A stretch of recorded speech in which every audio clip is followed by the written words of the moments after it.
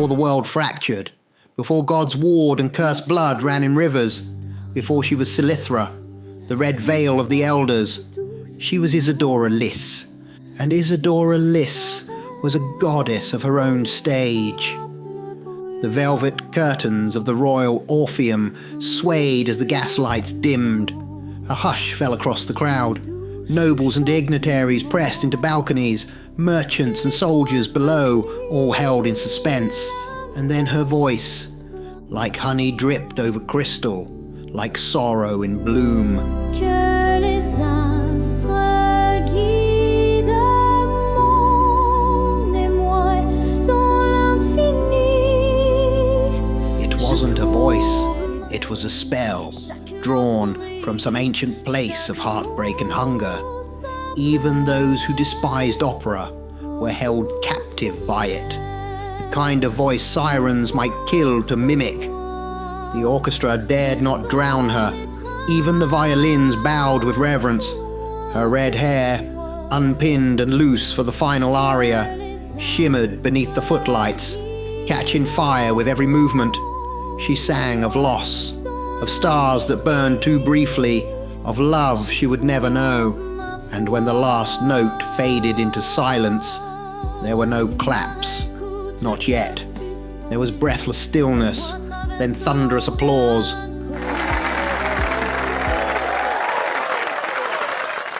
Backstage, the mood shifted. Isidora stood before her mirror, dabbing the sweat from her brow with a silk cloth. The dressing room smelled faintly of roses and powder. Knock after knock came, each a suitor, cloaked in false humility or expensive cologne. "May I offer you a drink, my muse? You sang like a creature born of stardust tonight. You belong on more than stages, Isidora. Let me build you a palace." She turned them away like spoiled wine. "You mistake admiration for entitlement," she said to one. "You mistake talent for possession," she said to another. To the most persistent, "Your lips move, but your mind lags behind. Do come back when it catches up." She smiled, but never softly. Isidora Liss was known not just for her voice, but for her mind. Sharp as broken glass, and just as unforgiving. She had seen what love did to women, watched sopranos married off to counts and crushed beneath boredom, watched them become the decoration of men with fat wallets and thin souls. Isidora wanted none of it. She wanted music, mastery, immortality, on her terms. And yet, that night, as the gas lamps flickered in the cobbled streets and the fog rolled in thick from the canals, she felt a tremor in the air. Something ancient stirred, watching, listening. Beyond the curtain, beyond the roses thrown at her feet, something had heard her song. Not a man, not a mortal, but something that would soon offer her eternity, not as a gift, but as a sentence. The air was still thick with the afterglow of music. The perfume of crushed roses lingered on her dressing table, intermingled with candle smoke and vanity lights that buzzed faintly, as though still humming with her final note. Isidora Liss sat in silence, her fingers brushing over the velvet armrest, still half lost in the world she had conjured moments ago. A soft knock stirred her back to reality, not the eager, frantic tap-in of a suitor, but something slower, composed, intentional. "Enter," she said without looking up. The door opened without a creak, revealing a man. He was tall, his coat of deep obsidian trimmed in silver thread that shimmered like starlight. His eyes were grey, not cold, but vast, like a library filled with forgotten languages.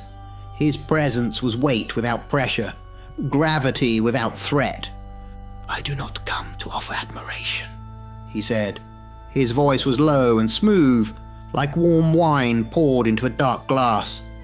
"You do not need it, and I do not offer it." Isidora looked up, eyebrow arched. Then why come at all? He paused, regarding her not like a man looks at a woman, but as a scholar observes a rare celestial event. To say well done. Just that. Nothing more. No lavish compliments, no desperate pleas for attention. His tone was final, yet left a door ajar. She sat straighter. Who are you? He smiled, but only with his eyes. Oh, just a lover of things that are beyond man. And with that, he turned and walked away, his footsteps making no sound against the floorboards. The door closed behind him with perfect quiet. For the first time in years, Isadora was intrigued. It was nearly midnight when she gathered her things. The theatre had quieted. Only the odd echo of boots or laughter from the far end of the corridor reminded her that life still moved beyond the performance. She slipped her long cloak over her shoulders and prepared to leave. Then another knock, sharper, needier. She knew it before it opened. "Please no," she whispered under her breath. The door creaked open.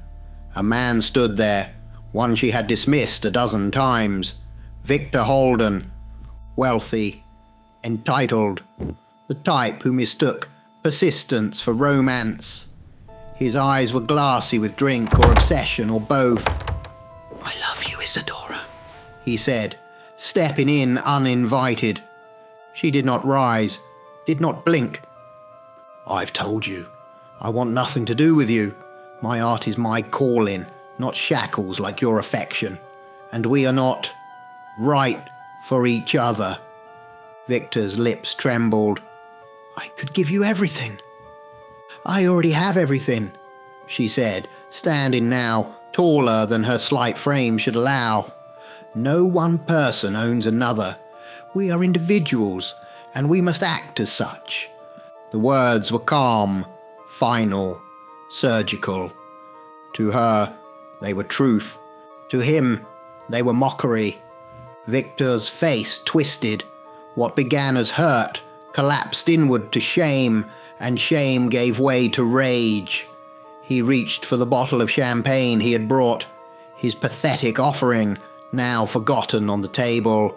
His hand clenched it like a weapon. "What do I have to do for you to be mine?"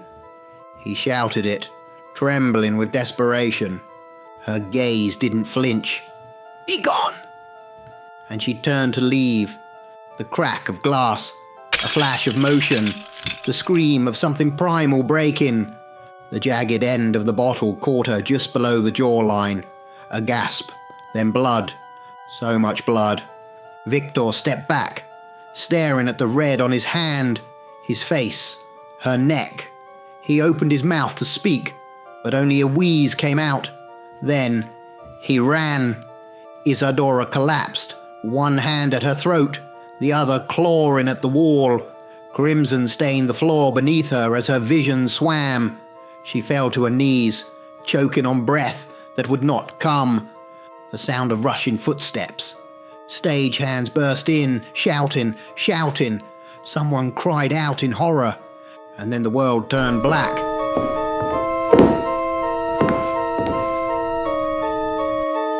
The headlines were printed in bold across every broadsheet in the city. A voice, silenced. Isadora Lease, maimed in brutal attack. Opera's brightest star falls silent. Tragedy at the Orpheum, the end of an era. Candles were lit outside the theatre. Flowers lined the streets. For days, mourners wept for the loss of a voice that had lifted them to heaven. But the city moved quickly. Mourning was fashionable for a week at most. And then came the questions. 2 weeks had passed since that bloody night. Inside her hospital room, marble floors, tall windows, expensive silence, Isadora sat in a high-backed chair, a book in her lap, though her eyes barely moved across the page. The wound had been patched with skill. The surgeons spoke of miracles. She lived. The blade had missed the carotid artery by mere millimeters. a breath of fate, but her voice was gone, not by choice, not by damage alone. Something deeper had withered, cut not from flesh, but from within. She hadn't spoken a single word since the attack. Opera owners, patrons and investors came like grieving family, but their mourning was not for her. They came with questions, not flowers, with contracts, not prayers. Will you sing again, Isadora? We have a 5-season investment. Your comeback could draw more than your absence. Surely your silence is only temporary. Modern medicine has healed worse. You'll see. You just need rest. She gave them nothing, not a word, only her eyes, cold, unmoved. In solitude, she tried once. Alone in her room, she spoke a single word. It rasped out of her like gravel against stone. She blinked. No fear, no tears, only the confirmation of what she already knew. Whatever voice once dwelled within her was gone. The next time someone came, a doctor, a patron, another leech, she wrote her answer on a small slate beside her bed. I can no longer sin. I will not speak.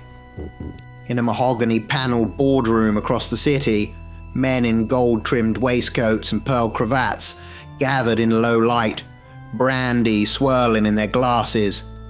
She's finished, one of them muttered, fingers tapping a contract filled with now meaningless clauses. For years, we've sunk coin into her performances, promised seasons, tours, international rights. Another slammed a glass down. And for what? A third leaned forward, eyes narrowed, calculating. If only she had died that night. The others turned. At least then we'd have the insurance claim. The policy was generous. I made sure of that. A few looked uncomfortable. One chuckled dryly. But this, the first said, this is the worst case scenario. Not dead, not profitable, just silent.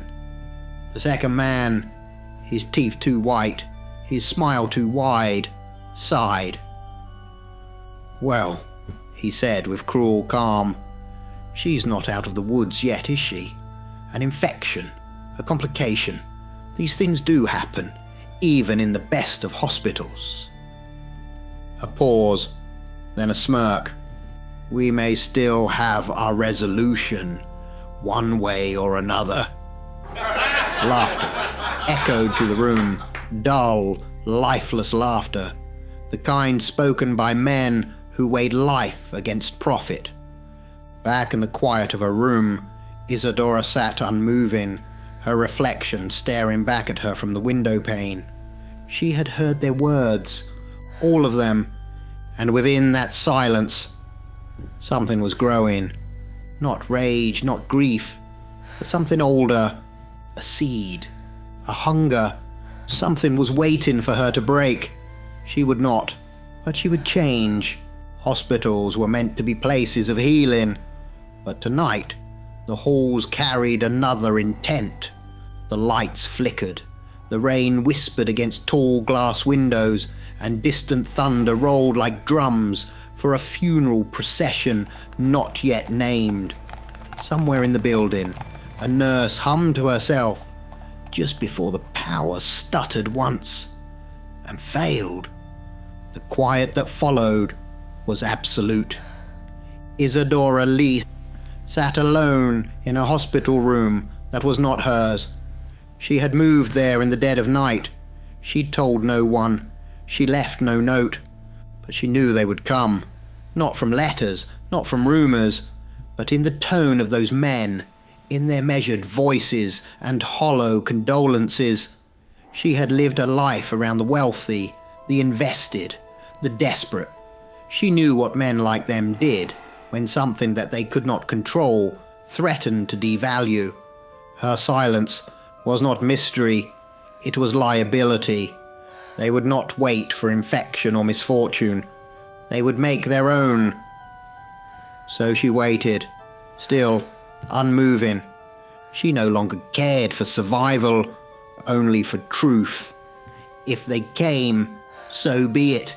She would face them as she was, broken, voiceless, yet completely, utterly herself. And then it began. The crash of glass, the sharp slam of a door, boots, voices. Check every room. Where is she? She remained seated in the corner of the room, back straight, expression calm. Her fingers traced the edge of the chair's armrest. She heard them shout, threaten, curse. Then, "We will find you." Her door burst open. A masked figure stood in the threshold, his scarf hiding all but his eyes. They met hers and something faltered. Isadora did not flinch. She looked at him as if he were nothing. Then, for the first time since that night, she spoke. "Come to claim your investment." Her voice was raw, scratching and deep, not the voice of a songbird, but of something crawling from a forgotten tomb. The man froze. "She's here," he shouted. Two more rushed in. One chuckled. "Nothing personal, love," he said. Her answer was flat. "Do what you must." They advanced. 3 shadows in the dark, knives ready, masks impersonal, and then... "Stop!" The voice was silk on steel, sharp, commanding, otherworldly. All 3 turned. A figure stood at the far end of the hallway, his coat unruffled by wind that did not exist indoors, his presence like a weight, falling into the world. The stranger, the elegant man from the theatre. "Why break such a perfect instrument?" he asked gently. "Get him," one of the thugs barked, "or we'll do you as well." "Dare," the man said softly, "to threaten me." Then he vanished, not in a blink, not in a flash, but as if the shadows themselves had pulled him from sight. Before Isadora could process it, he was behind the first man. A whisper, a sound like air escaping lungs. The first thug fell to the ground with a soft thud, body limp, eyes frozen wide. The second turned to run, too slow. The stranger's hand reached out, then shadow swallowed him. The third didn't even scream. Isadora didn't move. When it was done, he returned, not a hair out of place. His eyes, cool and ancient, regarded her with something like respect. "You'd best come with me, my dear," he said. "I believe they'll keep trying to silence you. Permanently." She stood. No hesitation. No questions of morality or disbelief. Only one thing left to know. "Who are you?" she rasped. He smiled faintly. "Oh, I am Alaric."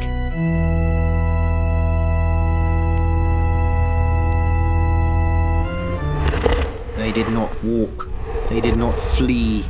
They moved, like breath across candlelight, like ink bleeding into paper. When Alaric touched her, it was as if the world sighed and time folded inward. Her body dissolved into shadow, her consciousness stretching and twisting, passing between fractured slivers of space. The hospital, the city, the pain, it all fell behind like a stage curtain dropping to the floor. When her form reassembled, the nausea hit her instantly. Her stomach turned, her vision swam. She fell to her knees. "It will pass," Alaric said, watching her without concern. "The first time always unsettles the flesh." She inhaled slowly, focused, controlled it, and then she stood. "I know who you are now," she rasped, her voice scraping the still air like broken glass. "But what are you?" He tilted his head, expression unreadable. "I am Alaric. I have watched you for many years, heard your voice long before others knew to listen. It disturbs me," he said with a trace of bitterness. that the very night I chose to speak to you, another saw it too. He paused, his voice low. And that was the night you lost it all. Isadora's response came without hesitation. I've lost nothing, she said. My voice has changed, but it does not define me. Alaric smiled, not kindly, but approvingly. Exactly. That is why I came to you that night, not to praise you. You don't need approval. I said well done, because you endured a world that never wanted you to survive it. You stood tall, not to be seen, but because it is who you are. Unshaken, undiluted. Your voice was a rebellion. Even those who envied it couldn't look away. And now it's gone, she whispered, but I still stand tall. Alaric nodded slowly. What if you could have it back? He asked. She looked at him, truly looked. To sing again? She asked. To do what I feared for years, until I dared to do it? She drew breath. Yes, I would like that. But at what cost? She added. Alaric looked down, as if weighing a truth too heavy for words. The cost, he said, is your life, as you know it. You will die and be reborn, not only with your voice, but with power, strength, freedom. But you will lose your love for mankind. You will drift from its warmth. Connection will grow distant. She studied him, her eyes hard but not afraid. Will I be able to sing? She asked. Yes, he answered, voice sure and still. You will sing again. She looked past him then, into the darkness beyond the chamber, where the air whispered of ancient things and unseen horrors. Then that is what matters, she said. Not if they like my voice, not if they approve, only that I can create with it. He smiled again. Something darker stirred behind it. Oh, Isadora, he said softly, you will do more than create. Her breath was steady, not nervous, not afraid, accepting. She tilted her head slightly, exposing her pale neck, a final gesture of consent, of resolve. Alaric stepped forward, reverent and quiet. No seduction, no false intimacy. This was death. This was ritual. His lips brushed the skin, then his fangs sank in deep.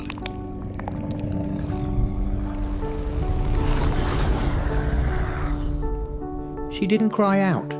She didn't wince. She accepted. Her body slumped to the floor, blood draining, skin turning alabaster. The warmth of life slipped from her limbs like a silk robe falling to the floor. She didn't resist it. She embraced it. Alaric knelt beside her still form. Now, he whispered, you shall become one of us. An elder. A powerful one. He slit his own palm with a blackened blade, dark blood welling up. As he chanted in a language that trembled the walls, he let it fall into her mouth, bit by bit, drop by drop. The shadows bent toward him, the torches dimmed.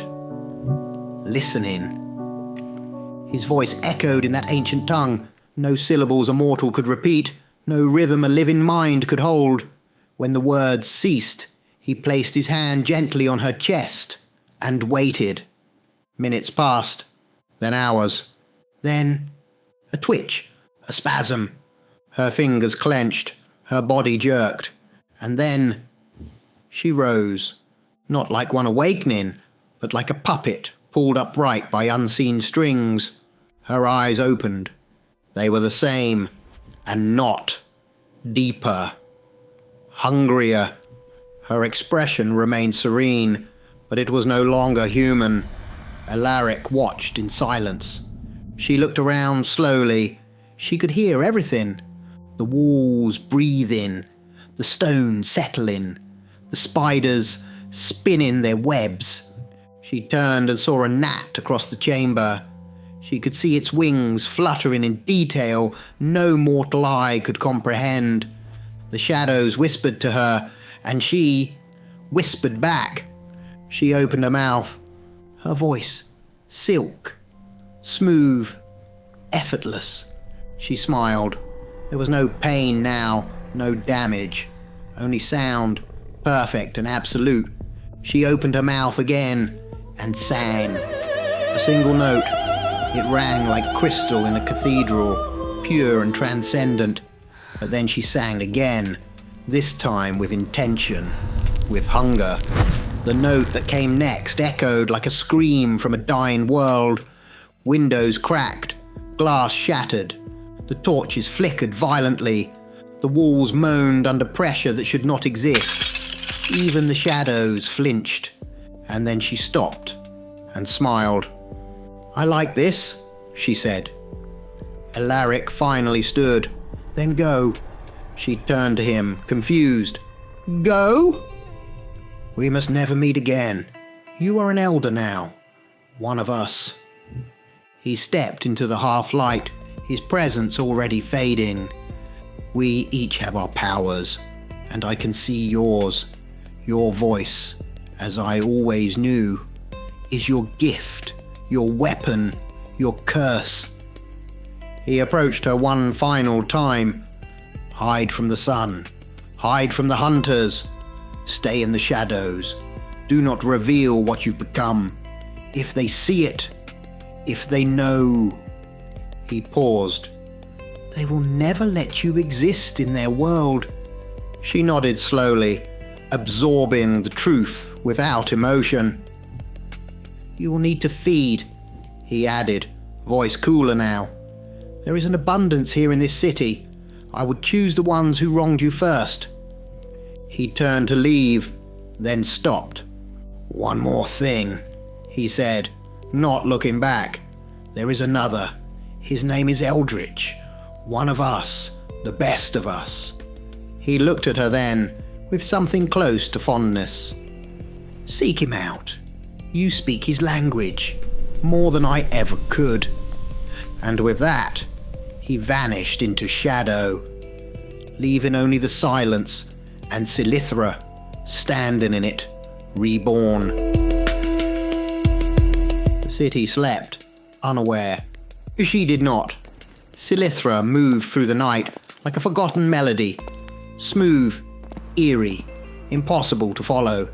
The shadows obeyed her, parting with reverence, letting her pass as though she were born of them. She needed no effort, no thought. She was a ghost written into the ink of the alleyways, gliding from rooftop to street to silence. She arrived at his home just before midnight. Victor, the man who had destroyed her, and ran. She stood outside the manor, cloaked in shadow, observing through the frost-laced window pane. He sat alone, pacing, drinking. His face was drawn, pale with regret and fear. His hands trembled as he lit yet another candle, as if more light would keep her from reaching him. She could have entered. She felt it, the power to do so. But something in her blood whispered restraint, not fear. Tradition. A law older than stone. Something sacred even now. So she knocked, soft, measured. He froze. "Victor," she whispered, her voice curling through the door like perfume. "It's me." His breath caught. The glass slipped from his hand and shattered. I. His voice cracked. "It can't be." "I forgive you," she said, her tone sweet, tinged with mourning. "I want to be with you. I came back. For you." The door creaked open. He stood in the threshold, eyes wide, a trembling wreck of the man he had once tried to be. "How?" he stammered. "How are you even... Are you all right?" "I am," she said softly. "I didn't mean to. I was just angry. I was scared. I'm so sorry, Isadora. She tilted her head, lips forming a faint, eerie smile. Are you going to leave me standing here all night? She asked. Or will you invite me in?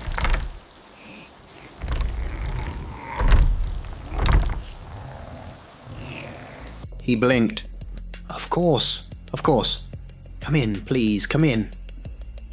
And with that, the barrier fell. She stepped into the house, gliding past him like smoke. He spoke quickly, nervously, rambling. I've been in such a state. I couldn't sleep. I thought I killed you. I thought, oh God, Isadora, I'm so glad it wasn't serious. She turned to him, her face lit only by the dim flicker of a single candle. It is so like you, she said, voice low and measured, to destroy what you cannot have, what is better than you. You must pull down. You don't say, well done. You ask, who did she trample to get there? She took a slow step toward him. Somehow, you have shaped this world, and how men are supposed to think in it, and in doing so, you have kept women, like me, from ever truly being. Victor's face twisted in confusion and fear. I didn't... She raised her hand. I see now, she said. The simplest way to fix this world is to remove what's wrong with it. Then her mouth opened. A single note escaped. Not a scream, not a wail. Music, but it was not made for mortal ears. It vibrated through the walls, shook the furniture. Victor's eyes rolled back in his head as he screamed, blood pouring from his ears. He collapsed to the floor, writhing. And then the hunger struck her. It was not a craving, it was a need. Ancient and wild, her fangs extended as though they had always been part of her. With a grace that turned primal in an instant, she leapt, her voice still humming through the air, vibrating like strings pulled too tight. She struck. Teeth pierced flesh. And there, in the flickering candlelight, Isadora Silithra, fed. Her first night, her first death, her first aria of vengeance.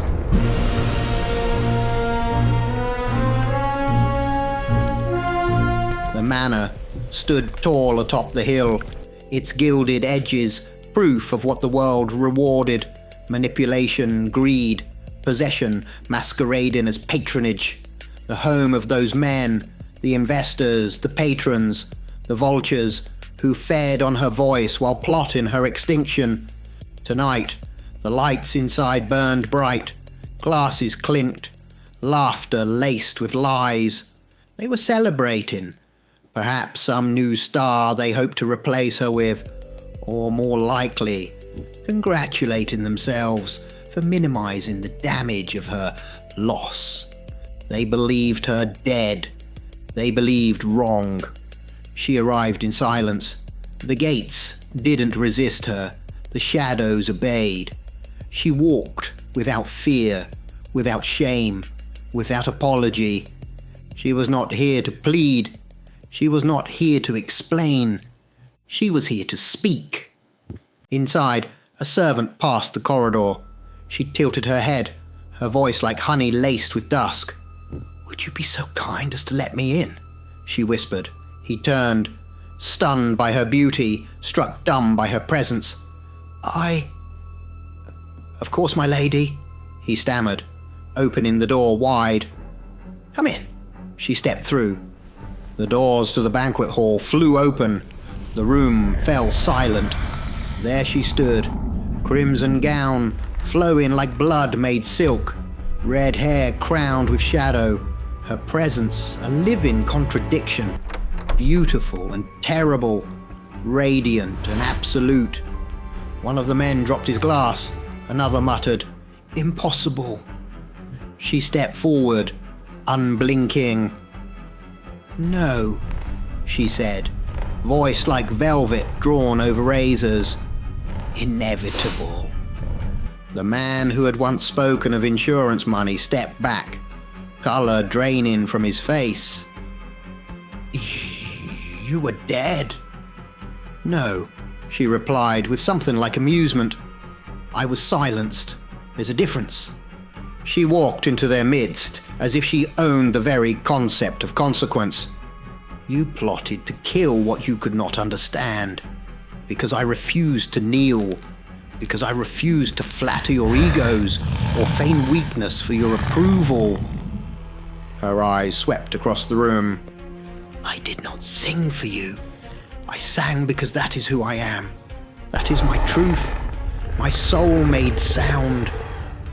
She paused before the head of the table, where the investor sat like a king in his castle, now trembling. You believed your opinion gave me value. You were mistaken. I was not born to bend. I do not ask. I do not wait. I create. Her voice sharpened. I am not a reflection of your investments. I am not a product you brand or sell.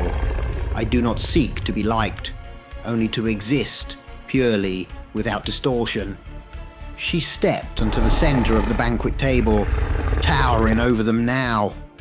You backed me because I filled your pockets. You betrayed me because I threatened your control. Now I return to make one thing clear. She opened her mouth. A single pure note shattered the chandelier above. It was not just sound, it was judgment. Glass rained like diamonds. Windows cracked. Blood poured from ears and eyes. Screams erupted, cut short by the second note. This one bent the world. The walls shook. Shadows burst forth like wolves unchained. She moved through them, fast, elegant, merciless. Each man met their end, not with glory, but with irrelevance. They would be footnotes in a story far greater than their shallow lives. The final one she approached knelt in terror. Please, he whispered. Why? She leaned in close. Because I can. And then silence.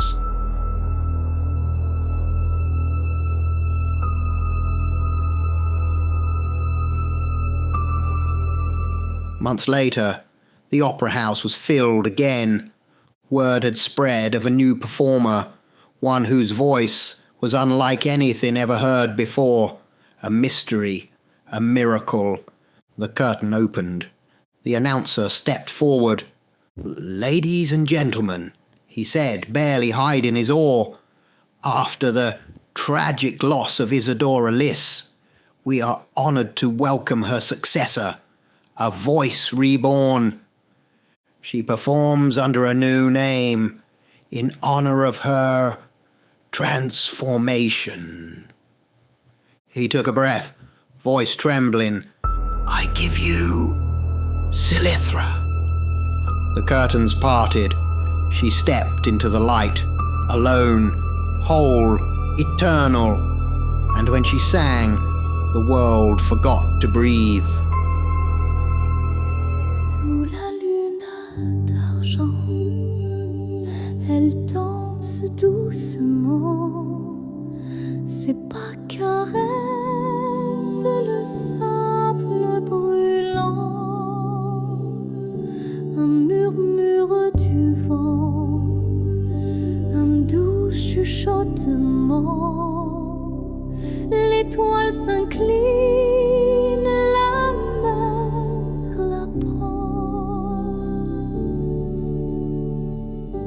Elle chante aux vagues un secret ancien, un amour perdu, un rêve lointain. Les étoiles pleurent dans le ciel ébène. Chaque note brille, chaque mot